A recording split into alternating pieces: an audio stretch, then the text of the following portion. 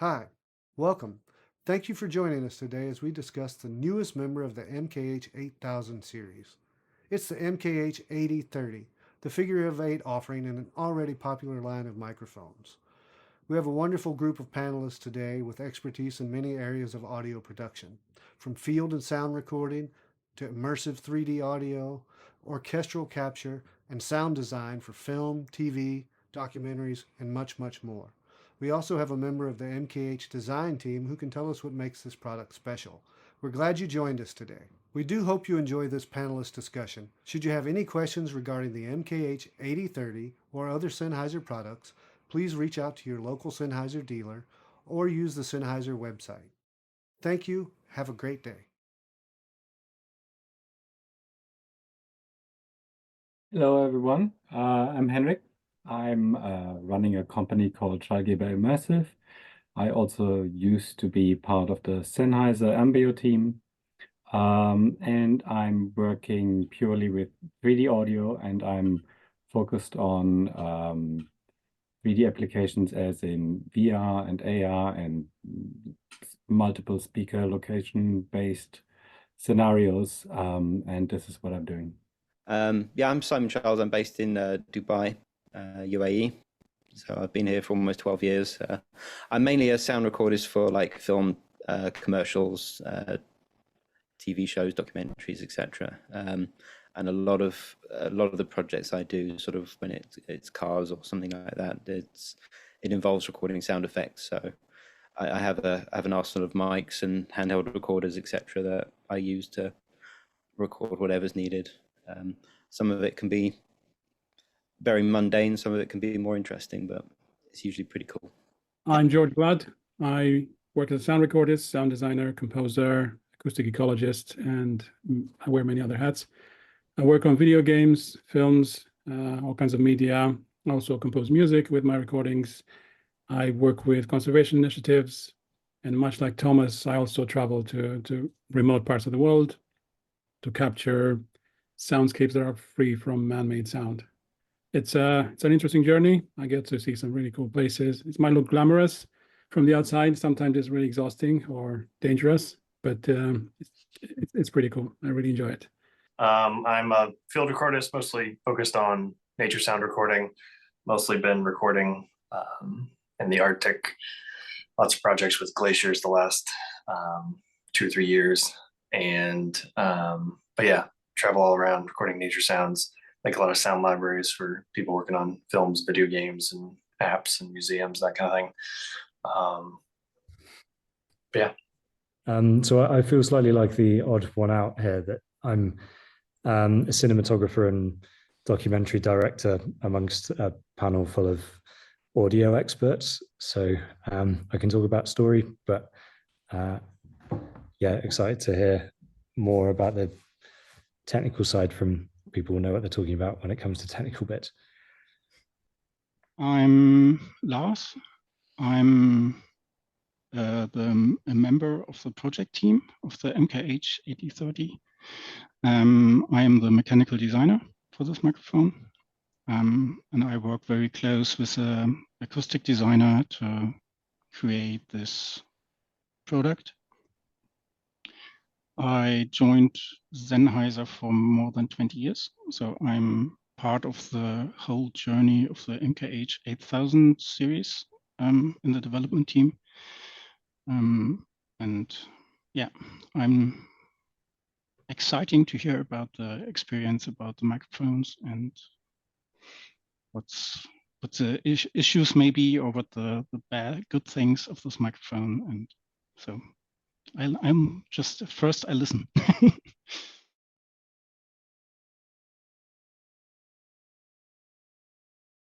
Probably the best way to start here is to talk with Tom as a cinematographer and director.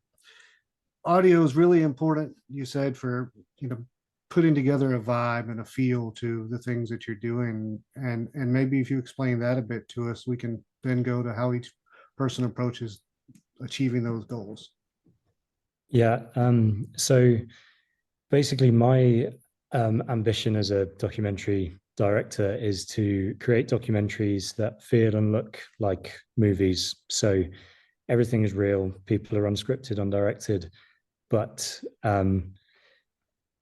the way that an audience member is drawn into the story and into the situation that we're filming in and we are with the characters in is as kind of all-consuming and as immersive as possible. And obviously, there's only so much stuff you can do when it comes to that with with the picture and with the direction and the framing. And so we are concentrating a huge amount on creating a kind of ambisonic background that places the audience member in the situation. So then when the camera is reacting to the situation, we can almost hear the thing the camera is reacting to. And so we finished recently, we're like just finishing the offline edit for a film called Rhino that we've been filming for 2 years, where we followed rangers as they've tried to secure a new habitat for Kenya's expanding rhino population. And a huge part of that is about placing the audience into the situation, into the incredible, unique environment that we're filming in. And at the beginning of the project, I knew that we were going to be in extremely uncontrollable situations, uncontrollable circumstances.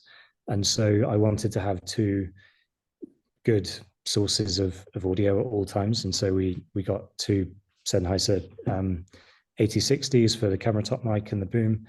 And it was the dream, basically, the whole way through. But the thing I wish we had the whole way through is that immersive feel.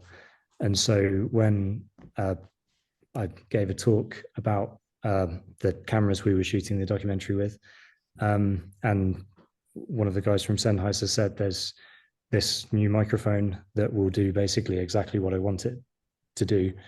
I was extremely excited, and we managed to get one to Kenya to record the ambient sound to produce the soundscape for the film. So hopefully, the next film will try and incorporate a full ambio setup into the entire film from start to finish.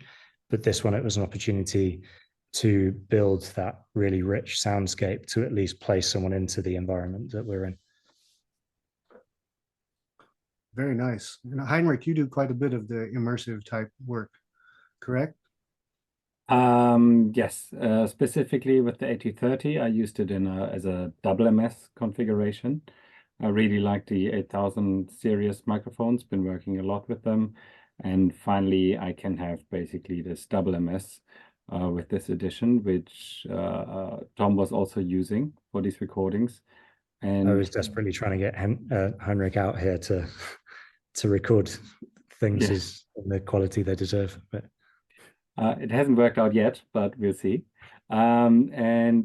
It's really because for instance, if you're working with the VR mic, you get this full sphere, but with this kind of technique, you're getting a horizontal, very high quality sound field, and you can just do a lot. And you also record up to 50K if you're using higher sample rates. And specifically in nature recordings, there's a lot of things happening. Also, like, for instance, bats coming to mind first. And that's quite exciting to have this really, really high quality coincidental microphone now to record these 3D soundscapes with. And it's just a super small footprint. Can you elaborate for the attendees that may not be completely familiar with the MS approach on what that does for you and how the figure of 8 works in that scenario? So yeah, an MS microphone is basically a cardioid microphone that points to the front, and then you're adding 8 microphone on top of it, basically, and it's looking to the left and the right, and then you can decode it basically to a stereo signal. And you can choose and also play around with it a little bit. It's like almost a step below ambisonics. And a double MS microphone, you just add another cardioid microphone pointing towards the back. So you have cardioid going to the front and one to the back. and the 8 is covering the sides. And then you can basically also generate 5.1 of it, or any kind of direction that you want to have, or also put it into ambisonics if you need it, and kind of port it into any kind of 3D sound format that you need. Very nice, very nice.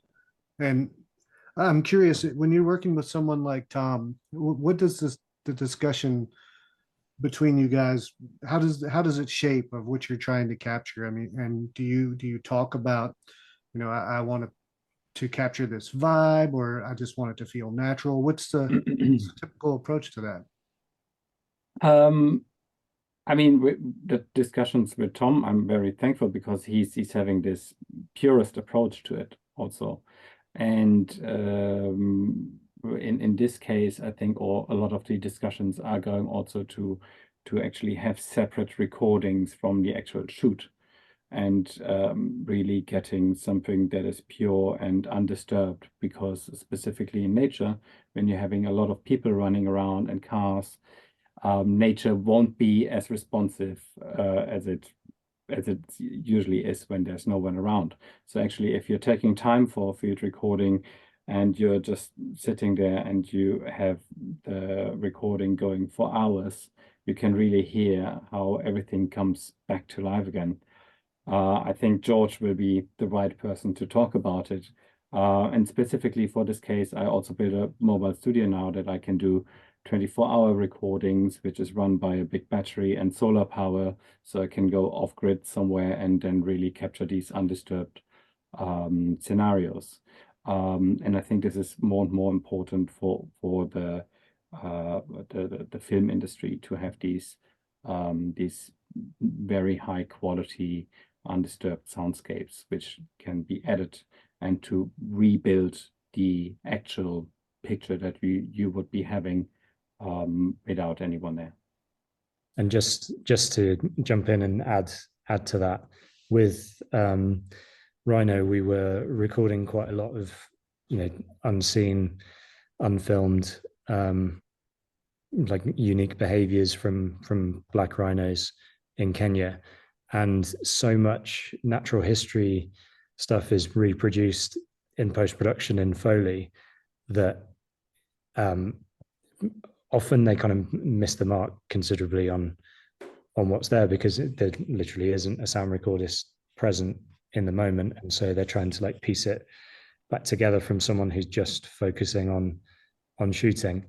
And so with Rhino, it was really important to me right from the very beginning that all of these sounds were authentic, and just as we wouldn't reproduce an image in AI post the fact, I also didn't want to, within reason, there's certain bits that we just missed because of logistics, but didn't want to recreate the sound in the same way I wouldn't recreate the picture. Yeah, I think that's it's a very good point, Tom, and I'm really grateful to hear that this is the thing. I know of many production teams and studios who just ignore having a proper sound recordist on the team, or maybe just have a location recordist whose task is to record voice and to manage all the comms, and then maybe to do some wild track recording as well. I was recently watching a documentary about the Pantanal, because I went there 2 weeks ago, and there was a shot of capybaras alarmed at the sight of a jaguar, and you could see the picture. They were kind of making a sound, but they didn't have a good recording, so they didn't use anything. So it seemed like they were just kind of mimicking or miming or something. And when I went there and I heard capybara's alarm calls, it was very striking, and it was impossible to forget. But as a viewer, as someone who watches that documentary, you're going to go away thinking, well, maybe they're mute, or maybe they don't make any sounds. So I think that's just one very clear example of what you can miss out on if you're just focusing on the picture and ignoring the sound. Makes a lot of sense. Absolutely. And Thomas, you're really focused on just the sound of things along with the visuals, and not so much of a dialogue that's going along with it. You're capturing soundscapes and things happening in the experience, correct?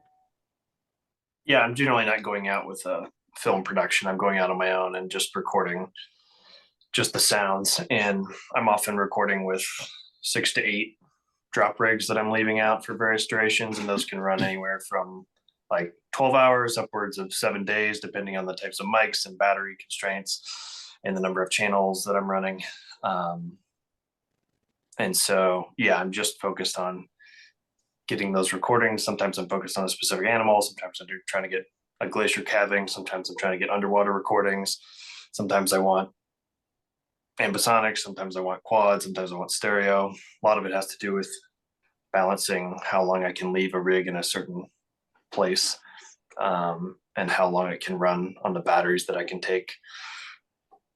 And yeah, it's a lot of exploring the region. A lot of times I'm going out with mountaineering guides or climbing guides, and they're taking me out into places I couldn't get to by myself. And sometimes got to hire a porter to haul the gear, because I can't haul more than like, I mean, I can haul like 25 kilos or something, but that's a lot of batteries and gear, and you got to take all the outdoor gear with you as well. And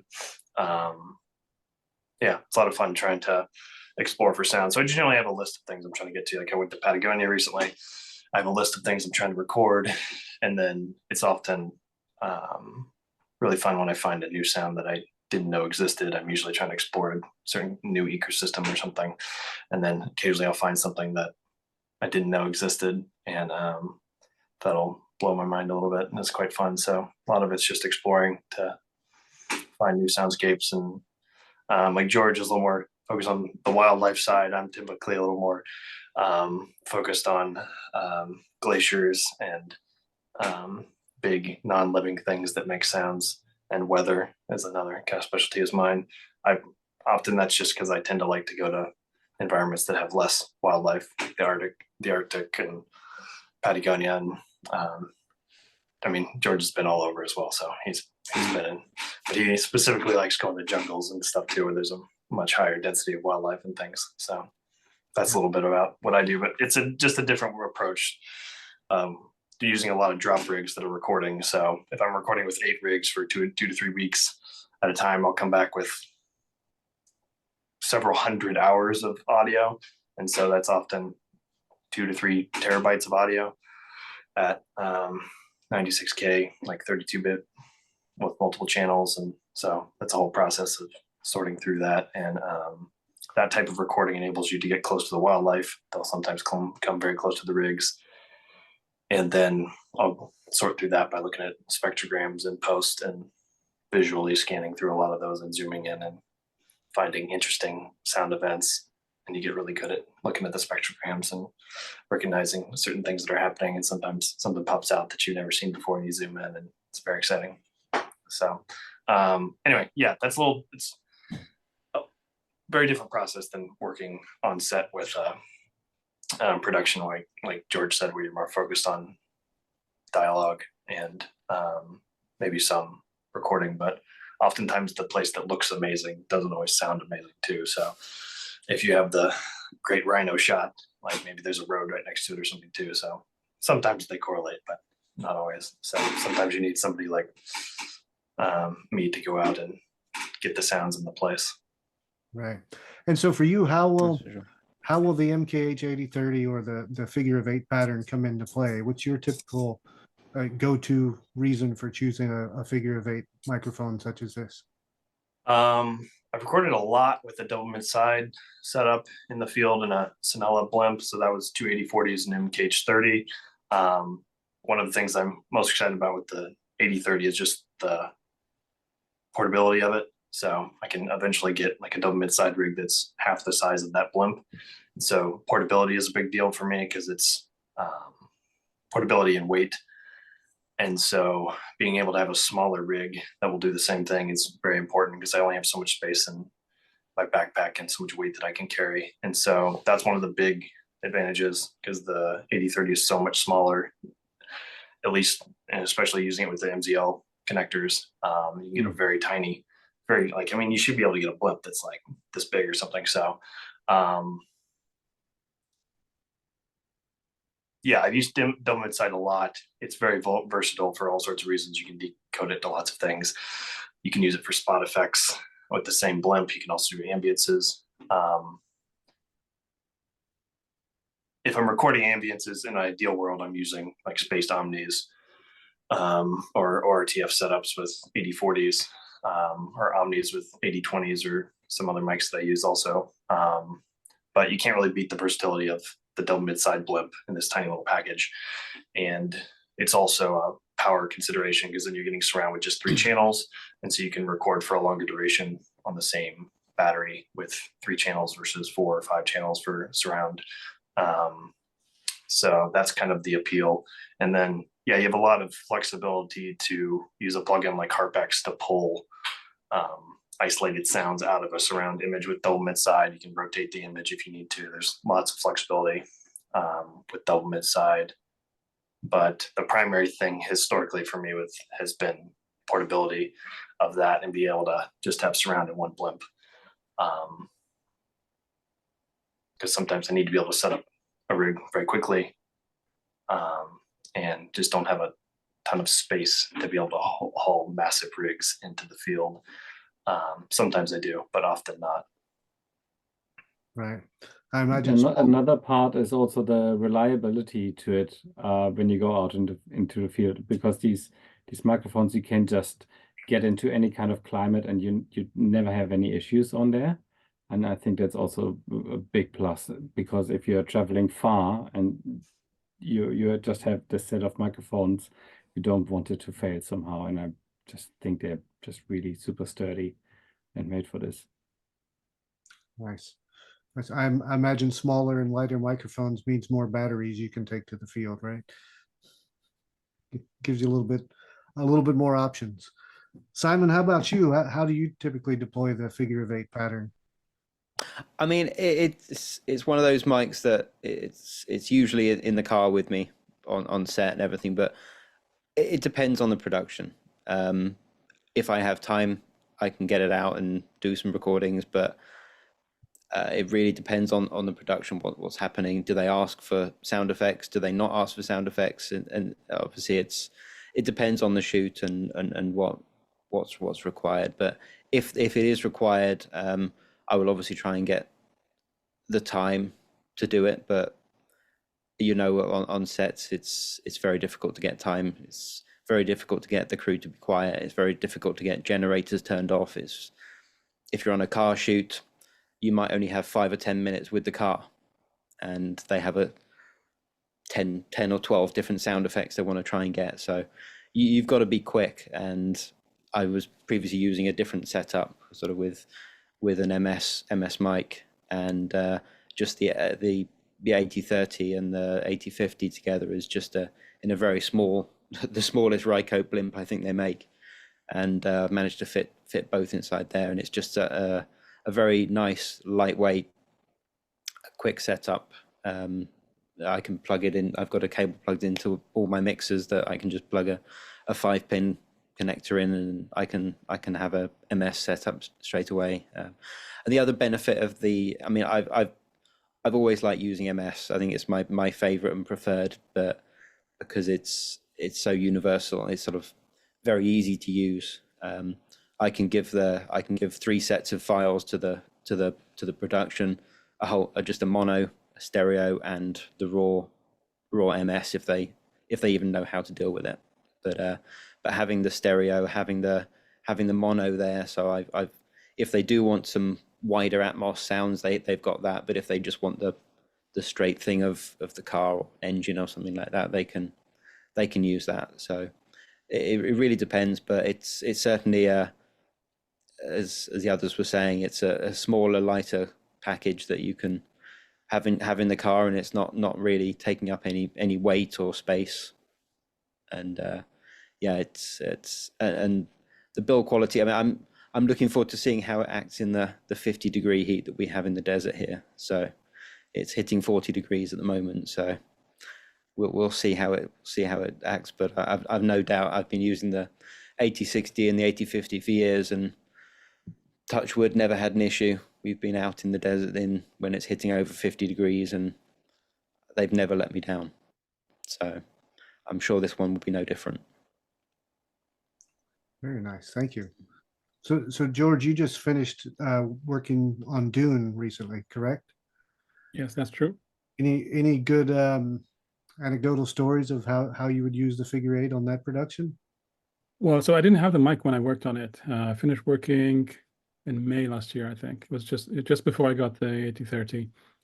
So I mostly recorded with discrete mics with 4 8020s or with the 8090s, but DMS would be my go-to if I had to go out and do it now. I just bring the 8030 and 2 8040s or 2 8090s, and it's one thing, one blimp, one tripod. You just put it out and you're done. You're set. Oftentimes I tend to second guess myself, so I would go somewhere, have a listen to what I'm recording, check things, move around a bit, listen, hear something new, try to move it again. The fewer parts and the fewer moving parts, the fewer things you have to deal with, the better and the easier it is. I was recording a sandstorm. I was trying to record a sandstorm in Algeria for Dune, and I was at the top of this pile of rocks, and I was looking for a place like a natural windbreak. I had 4 microphones on 4 blimps to put around somewhere. That was very uncomfortable, very difficult to maneuver. And all of it, at the same time, there was wind, there was sand in my eyes, there were rocks falling. If I had one blimp to put somewhere, that would have made my job much easier. And, to derive all those recordings from there, that's brilliant. It took me longer, and I managed to make it work that way. But I will definitely add a DMS rig as soon as there's a blimp for it, because as Thomas mentioned, I used to use the MKH 30 with the 2 8040s, and that's a gigantic package. It's still, I would say, easy to lug around because it's one thing rather than 4 things, but it's quite heavy. And the 8030 is going to simplify things a lot for me. I'm really excited about this. Do you like the 8090 with the 8030 more? I do. The 8090 is wider and it's just softer, and for soundscapes, when you're not thinking about directional sound as much, I think there's this little bit of overlap between the pickup patterns, just makes everything smoother and nicer. I used to have this issue with the 8040s and the 30, where you'd hear a bird fly by and there's all of a sudden it kind of disappears and then it pops up again, because there might be an area that's not necessarily overlapping. There's nothing like that with the 8090s. They just sound nice to my ears in terms of a pickup pattern, because otherwise they're just the exact same tone as the 8040s. Yeah, and that sound signature being consistent across the line is pretty important in this situation, right? I was going to mention that when Thomas mentioned the MKH 30, that is a different line of microphones. They're very sturdy. They're very good as well. I did have a pair of MKH 40s that I got rid of because they don't really reach as high into the frequency spectrum as the 8000 series. I prefer the sound of the MKH 8000 series, and to match the MKH 30 with the 8040, you could see in the spectrogram that the things that you derived from the MKH 30 frequency spectrum kind of dropped. The frequency response dropped around 25K or something like that. It was not the end of the world, and I still made brilliant recordings like that.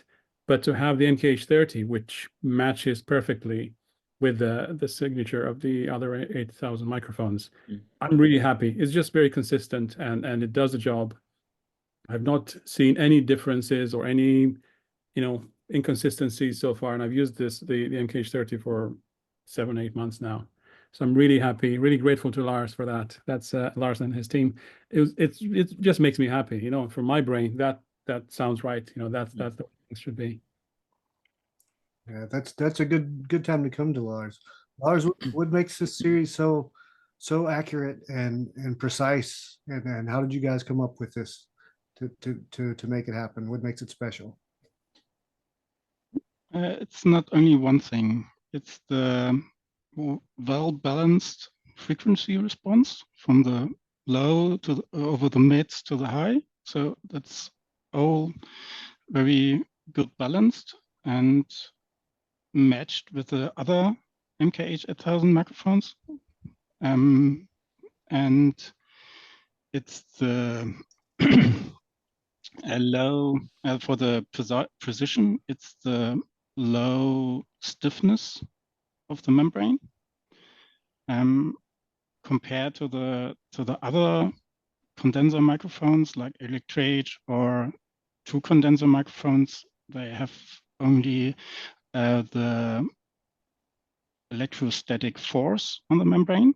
So we have no force on the membrane. So we have the very at the neutral position, no force is to the membrane. So we have this very balanced symmetric transducer or the capsule, and all the microphones in the series have the same system from the Omni to the Figure of 8. All the microphones have the same system, so we just only do some tiny acoustic adjustments at the capsules to get the sound, and it's maybe the low noise, maybe. So there are different things: the low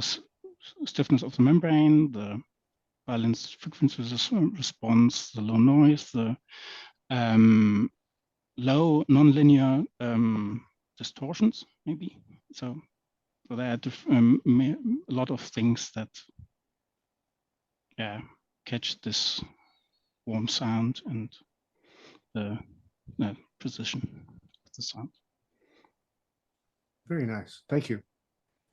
Heinrich, one of the things you and I had talked about was a different use of these microphones, and that was in recording music. Yes. I'd just love to hear about how you go about using these in a situation such as that. Yeah, I'm working also a lot with orchestras, and I'm very thankful for that. And I'm working with the Mahler Chamber Orchestra here in Berlin, and we're producing a lot of 6 degrees of freedom recordings. So it means you can, in VR, you either have like static experiences and you can just move your head and look around and up and sideways. And 6 degrees of freedom means you can just move through the space however you please. And what we're doing is we're recreating complex acoustic sound fields, basically, which behave as it would be if you walk through the orchestra. So you can basically walk through a whole orchestra and listen to every single voice, and you get a lot. When you lean in, you get a lot of detail, and when you're getting further away, the sound will become more natural. And it's really magical standing in the for instance, first violins, and you can hear all these voices playing something different, but then in the sum they make something very special. It's quite an interesting experiment also, and it's carrying a lot of value also for musicians, and the audience also likes it a lot. And for me, in this particular role, it's in 6 degrees of freedom and 3 degrees of freedom. It's the 80-30 is playing quite an interesting role because I'm using it to just get everything but the orchestra. So I want to capture the acoustic footprint of the space that we are in. So basically, I'm using the microphone in a horizontal way, and the capture is pointing upwards and downwards.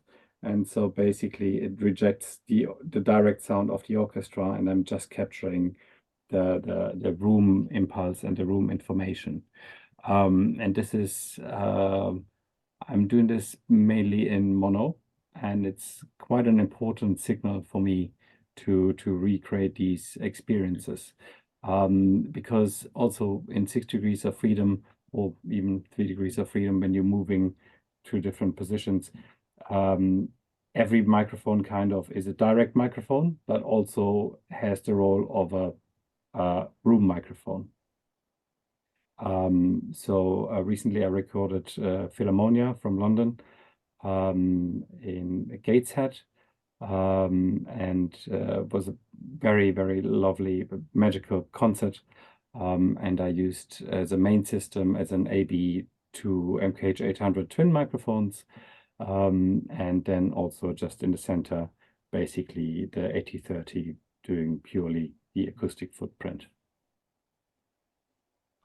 Interesting. Very nice. Anyone else using that technique? Any other application? Not one I've thought of. Quite interesting to me. That was a new term for me when we talked yesterday. So very interesting. So I'm curious, when you each received or got your first 80-30s in to test out, what was the first thing you did with them? What was the first thing you recorded or listened to using the microphones? First thing for me was pulling apart my Cyclone windshield and trying to get the double MS in there and just basically building kind of a Franken rig until there's a proper solution. Yeah, and then just go out and do field recordings. Yeah. The first thing I did was call Henrik and ask how it fits inside the Cyclone. And then yeah, we had a pretty epic, I mean, in Kenya at the moment, there's been huge floods. So we've had some pretty epic storms. And so I had built the rig just in time for one of the storms, went outside and could hear, you can hear the cracks of thunder, but you could also hear the thunder like running through the clouds, which was just kind of, yeah, insane. So that sound that was just kind of like thrown together with 30 seconds notice and ran outside into a bush so I didn't get the sound of the rain on the Cyclone turned out to be our entire soundscape for the change in this film, where we go from tragedy to rain and then hope. So yeah, it was a very successful first outing. Very cool. I think I was. Oh, sorry. no, go for ahead. it. I think I was similar thing. It was like, how can I fit this in the smallest possible blimp I had, and managed to get it in. And I did a very similar thing. We had just stuck it outside and sort of see what I can get. And it's not the quietest area where I live, but I've done these recordings before, and just the clarity and what you could hear differently was quite amazing. You could hear kids in the distance, leaf blower somewhere probably, but it was a really eye-opening. But I think the main thing when I first got the mic and tried it out was I went through the whole of all the things I've recorded in the past, thinking I wish I had it for those, and sort of just went through my head as, that would have made life so much easier, or I could have picked up something better with this than the previous rig, and etc. And it was, but I think it's one of those mics that, because it's so small, you can just have it ready to go. And I had a similar thing. We had big storms here in Dubai, and I just put it on a stand and stuck it outside the house, and got some pretty good rain and thunder sounds. So it's if I didn't have this, it would have been much more of a setup, much more of a rig to get out, and I probably wouldn't have got what I got. So it's pretty cool. Awesome. Thank you. Yeah, when I got mine, I was just on my way to Torres del Paine in Patagonia, and I didn't even have enough time to test it. It was very last minute, so I just chucked it in the suitcase, and I made it my portable rig. I made a Franken rig as well. I just used zip ties, and I connected the 8090 with the 8030, put it in a very small Rycote blimp, and walked with it everywhere. And it was so easy, so much easier than having to have different setups like we talked before. And I recorded really subtle sounds, really soft sounds, like there was a waterfall maybe 3 or 4 miles away from where I was on this hilltop. There was no other sound. It was so calm and so peaceful, and I could clearly hear that through the microphone and the headphones. So it's not just for really loud and really thunder and weather and things like that. It's also for really cool subtle sounds, like the movement of the grass and little insects here and there. I'm sure Yeah. Thomas has a bunch of experiences like that as well. Although I know on his trip to Patagonia, he had much more to deal with than I had. Oh yeah, I mean, I got my 8030 like a week before I left. I went to Patagonia in February as well, a little north of where George was at. But yeah, I had my own kind of DIY setup in an old Rycote or TF blimp, similar thing to what a lot of y'all had said, just kind of figure out how to get it mounted, get it in a blimp. One of the first things I was doing was falling around trying to get some more directional wildlife recording. So down there they have this, it's called a Magellan woodpecker. It's a giant woodpecker, like bright red head, but it's about the size of a raven. So it's a gigantic woodpecker. So I was falling around. I found a group of 3 of them, which is pretty rare. And I was falling around trying to get them pecking on these giant old lenga trees. And that was fun. And then, yeah, just looking forward to figuring out some other kind of DIY wind protection that will work better for my needs, that are a mix of portability with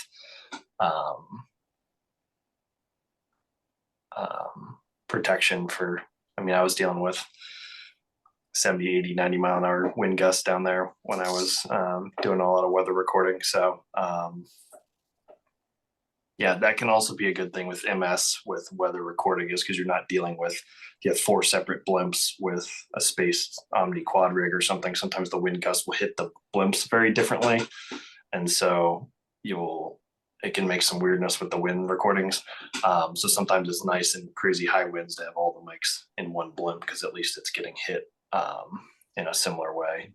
And so, but yeah, it was a lot of fun experimenting with the 8030. So I did that, and then I was in some giant redwood forests in March, and so I had like a ground rig, and then I had the MS pointed up towards the canopy, and so I was getting the vertical canopy movement with the mid-side recording, and some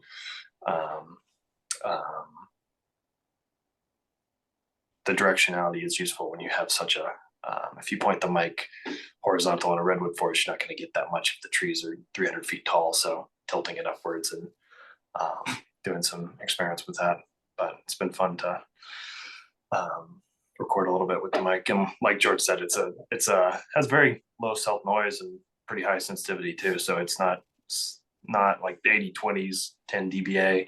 So it's a little quieter. I think the 8030s 13 dBA, so it's almost as quiet as that. It's very similar to an 8040, so you can do a lot of quiet, very detailed recording, the subtle sounds of these almost silent spaces. Like in redwood forest, it's very quiet.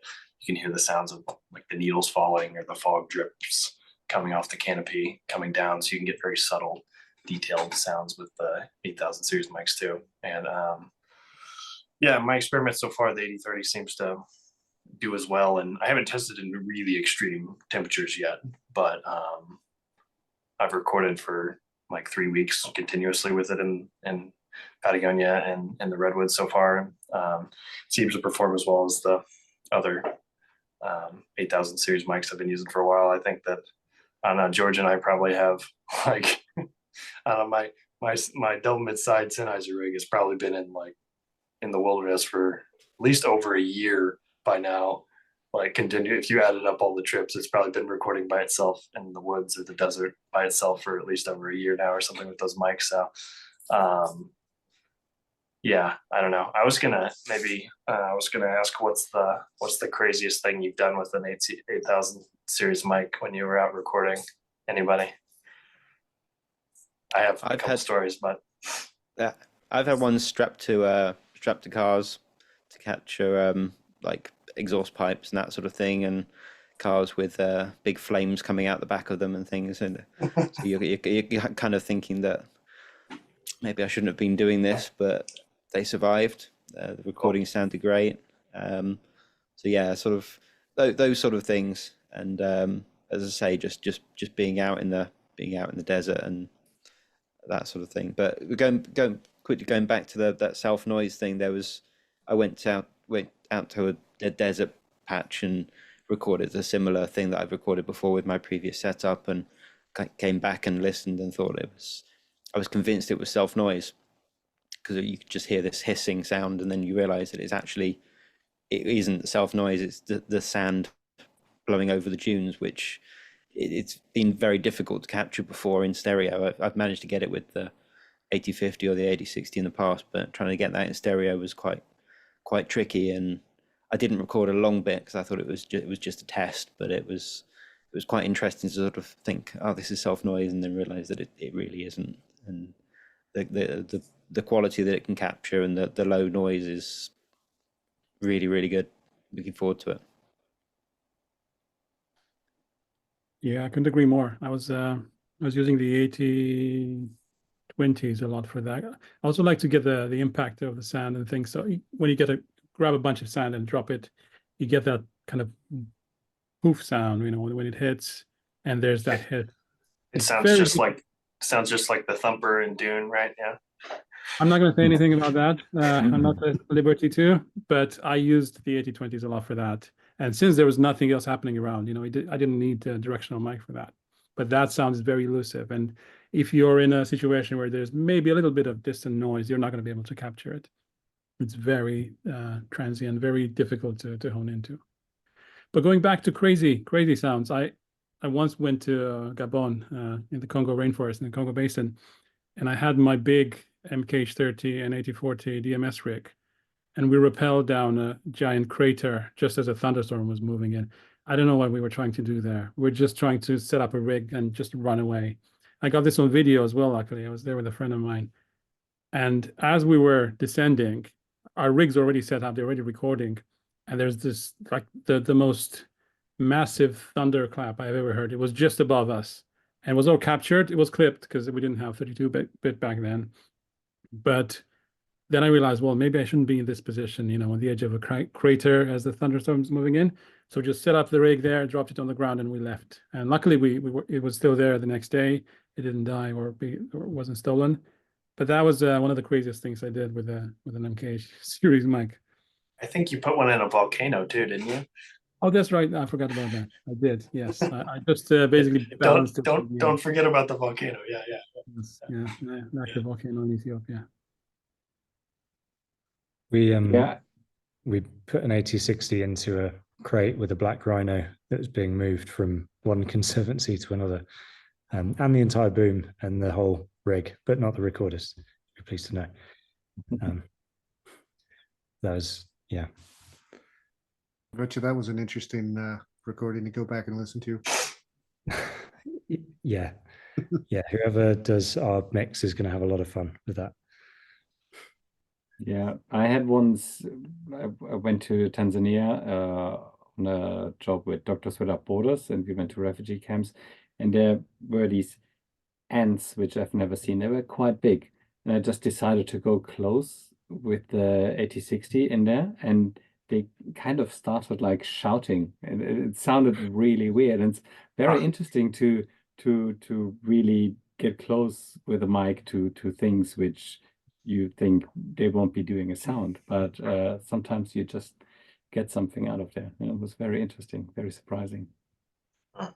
Very nice. Thomas, I was curious, when you went to the Redwoods, did you stay on the ground or did you get in the canopy as well and record?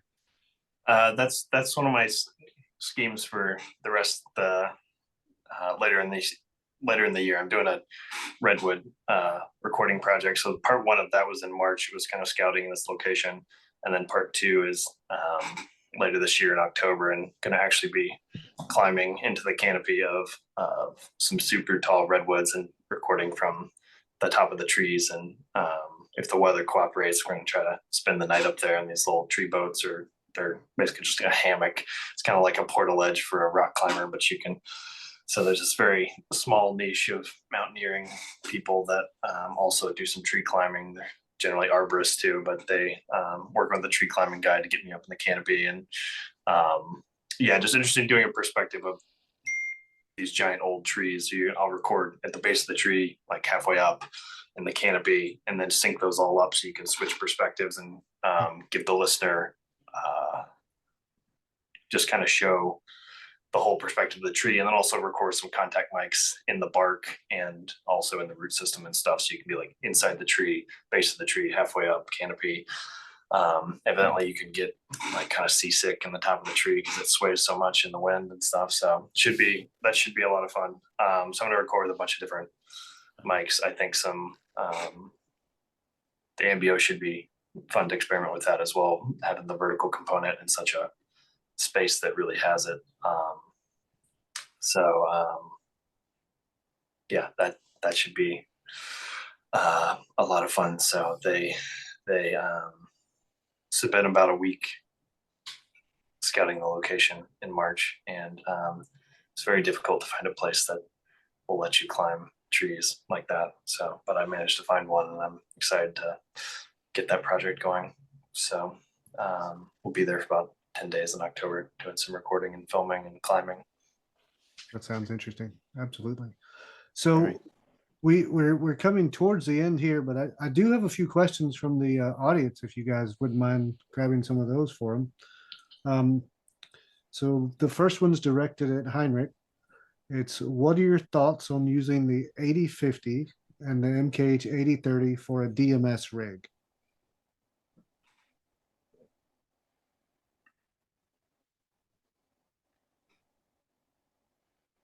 You're muted.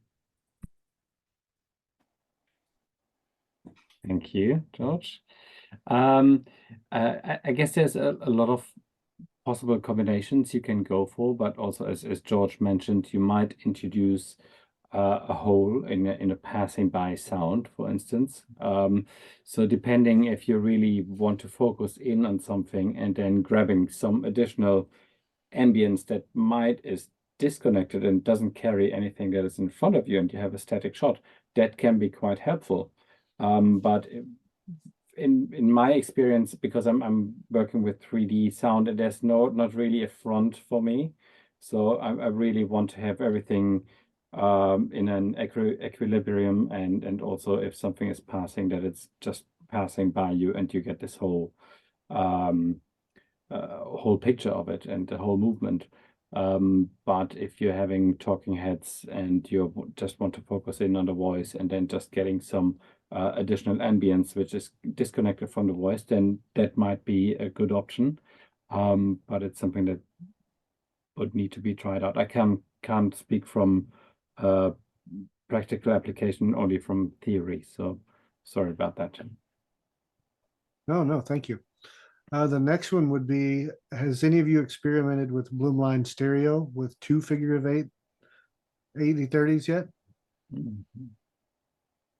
No, I haven't tried that. I'm using the twins sometimes in the Blumlein figure, but also I'm using 4 cardioids for that, so it's not a real Blumlein, but never with the 8030s. Also, I only had one available, yes. Gotcha. There's a question on the best blimp option for, I'm just clarifying here. It looks like an MKH 30 and an 80, looks like a typo there, but what are some of your favorite blimp options? I know Sonella has a Pianismo adaptation for the 8030 and 8040 that's out already. That will work. I think that blimp is pretty big for it still. So if you already had that blimp for a double mid-side rig or some other, the Pianismo blimp is adaptable for all sorts of mics. So you could put that in there for now. I think there's a Sonella Cozy one that they're making for the mid-side as well. I'm actually interested in using the smallest version is this Sonella Leo 20. They make a mid-side version actually for some Chef's mics, but I think I can adapt it for the 8030, 8040, and that's basically like your tiny little ball, and then you have both mics fitting into that, and that could be super portable for like lighter wind applications. Maybe Sonella will make a adaptation for the Sennheiser mics, but I think you could make the Chef's version work. But yeah, those are the ones that I know that are out already. I think maybe there's some Rycote or Radius stuff also. Yeah, I've been using the Rycote Nano Shield, the AA, the smallest one they make. The clips that come with the Sennheiser mic, they are a bit too big, so they grate against the top. So I just either cut the tops of the clips, or you can use zip ties, and you put them in there, and it's a very neat, tight little package. You can lug it around very easily. There is a bit of movement. It's not designed for 2 mics, so you have to think about the cradle as well. I'm sure they will come up with a solution soon enough, and I'm sure Radius is working on something as well. Yeah, I did a similar thing. It's not the nano one, but it's the older sort of normal windshield. I can't remember which number it was, but it's the smallest one before you've got the round one, and then you've got the next one up. It's that one, and I did exactly the same with you. The clips that came with it, I just shaved the tops off and put some little moleskin on the round, and it worked perfectly. It is that I put the Rycote do the slightly stiffer pliers, so the grey ones. So I put them in, and that made a massive difference. So there is movement, but it's not an awful lot of movement. The actually having the 8030 is a slightly bigger and slightly heavier than the 8050. So having that in the center and the 8050 on the top actually makes it quite decent weight wise, and there's not an awful lot of movement or sound coming from it. So it's pretty cool. We're For using, Tom here. Tom, quick question for you. Do you use any kind of wind protection when you put mics on camera, on the big cinema cameras? Yeah, so we use a Rycote softy for the on-camera mic, and that it does most. It kind of will survive most conditions that you'd put the camera in. So that's been the standard for me for a long time. And I've tried the I've forgotten the name of them, but they're more of a solid blimp that Rycote also do, and they just weren't as good. So I've gone back to the older softy. But we're using for our WMS rig, we're using the Rycote Cyclone, and it's the same size as the blimp we had for the 8060, but we've got 3 mics in there and a completely different standard. So we're swapping between using the WMS rig for any kind of action, and like when we're just in the middle of carnage, because then the sound recorders can just stand in the middle of the carnage. I can get whatever I want, knowing that the 8060's doing a good job on top of the camera, and we've got the now with the audio expansion module on the Alexa 35, we've got really good preamps in camera. So that's a great setup for us. And then when we come to do anything that's a lot more dialogue based, we go back to the 8060, unless we have a second pair of hands, in which case we use the whole lot with 2 mixers. Well, thank you. So, guys, I know we're a few minutes over. I've got a couple more questions. Are you okay with getting those in before we go? Great. Good. This one is more general about the 8000 series and binaural. Have you guys rigged any 8000 series in one of those type of setups?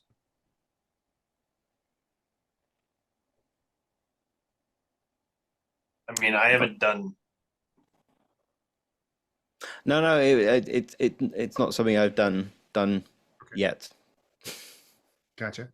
So I'm using the WMS a lot in decoding to binaural sound.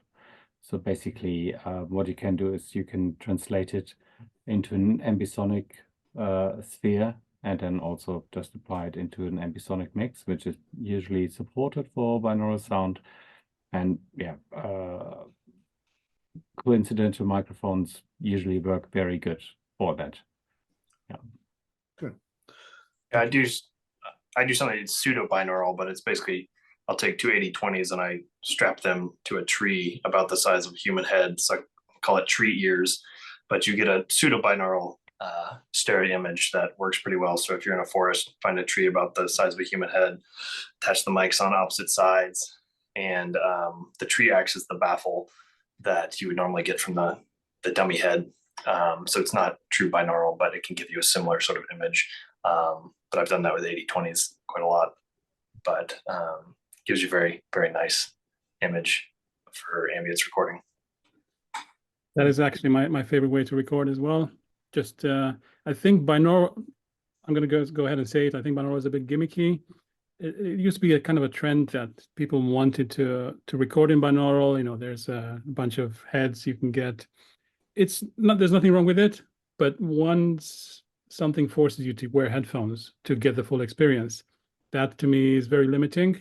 You can't really share that with others. Or you know, you're going to wear a bunch of headphones, you know, with your friends and maybe listen to the same thing.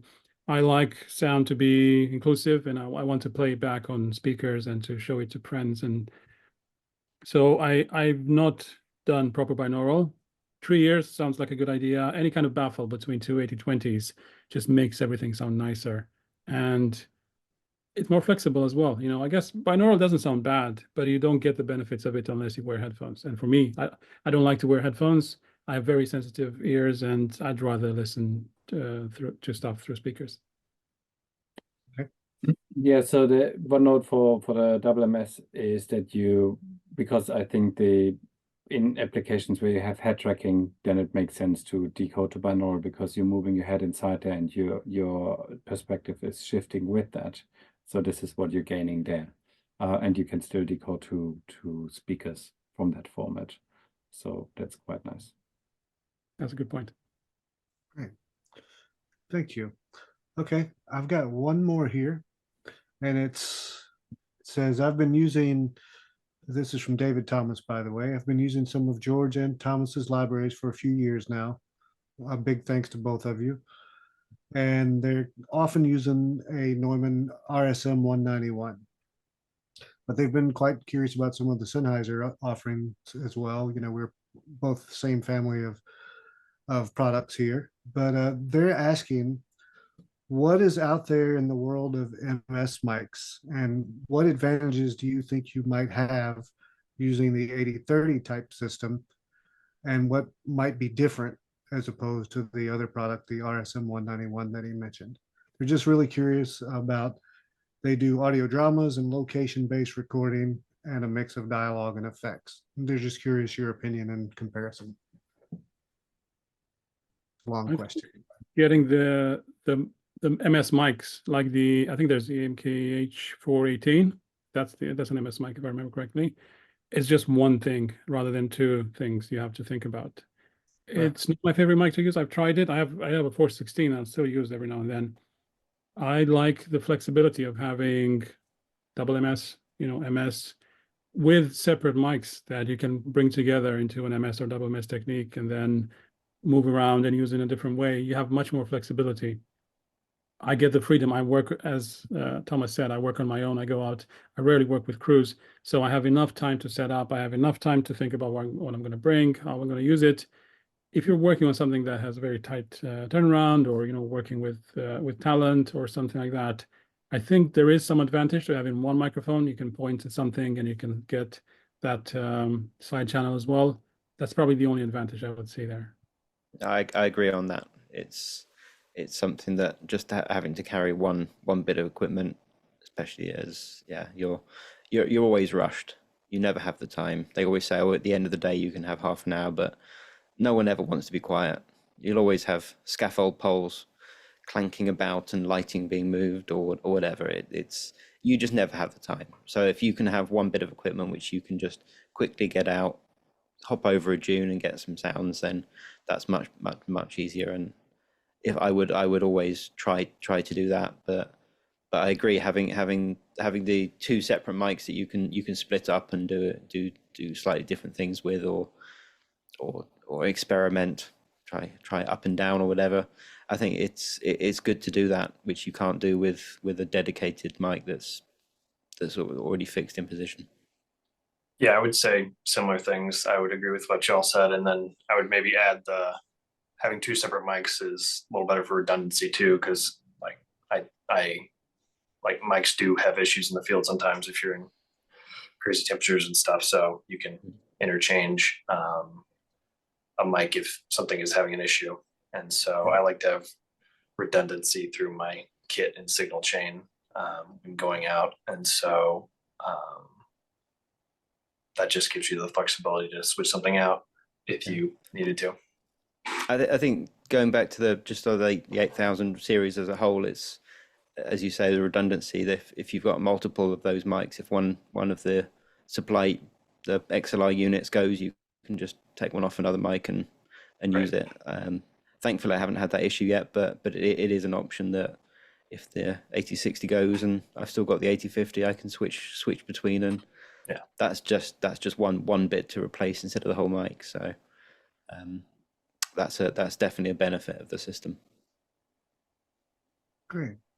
Let's see. The last thing I have here is, do you process the things such as EQ on the MS and DMS before or after decoding? Very good question. Go ahead. No, go ahead, Thomas. Yeah, I always record MS or DOMS as the raw signal, then I can do whatever I want to in post. I'm usually running that through HarpX, and then you can decode it into lots of different formats, or you can have it model different stereo images.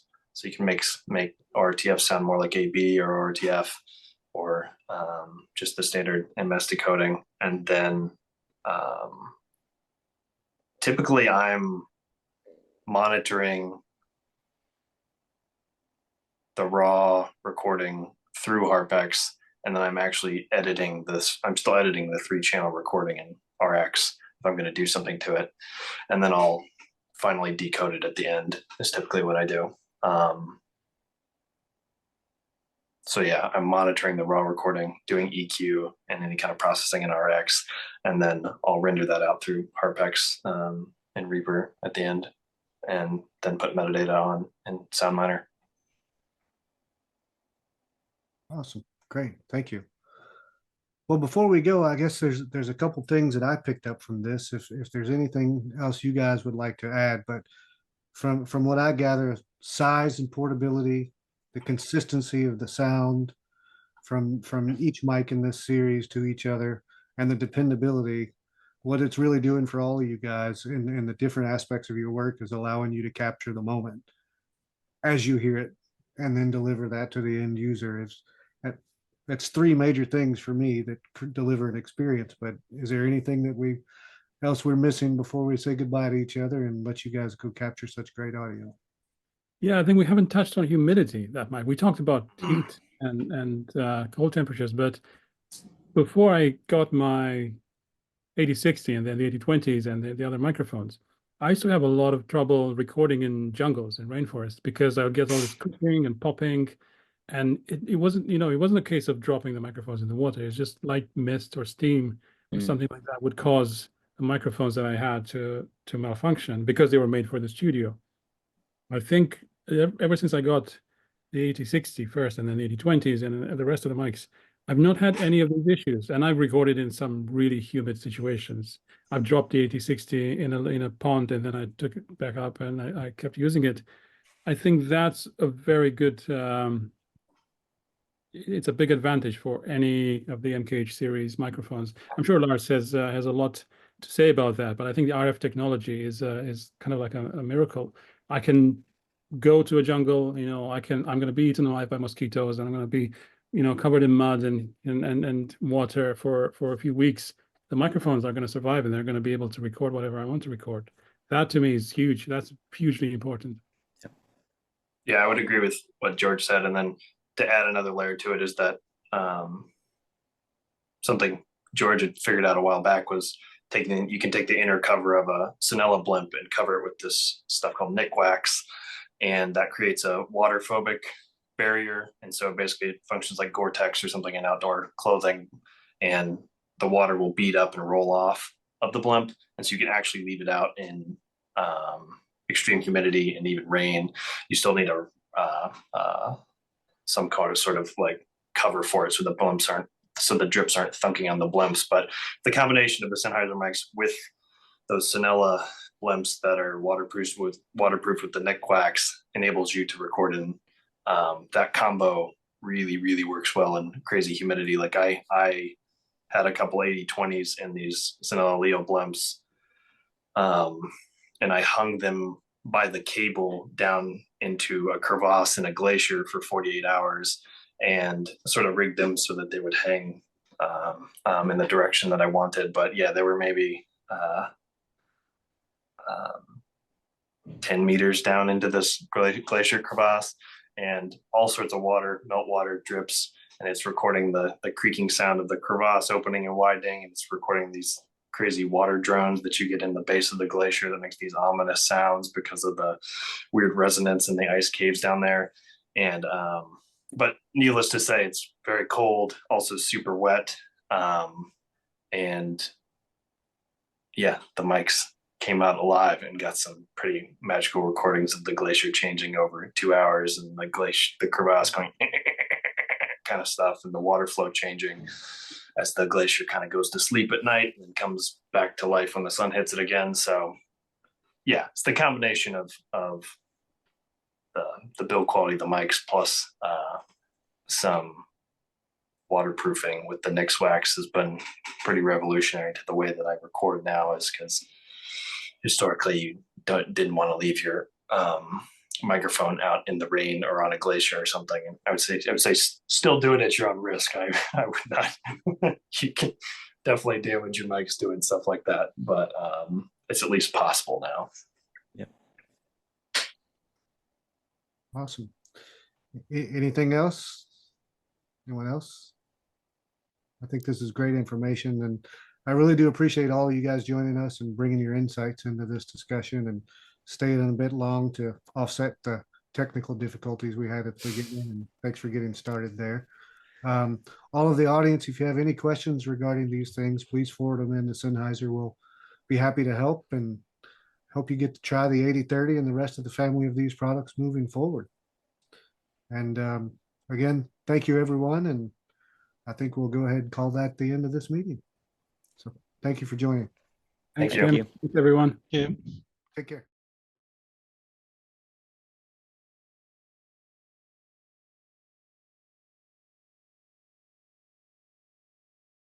Don't forget to like and subscribe to see more videos just like this.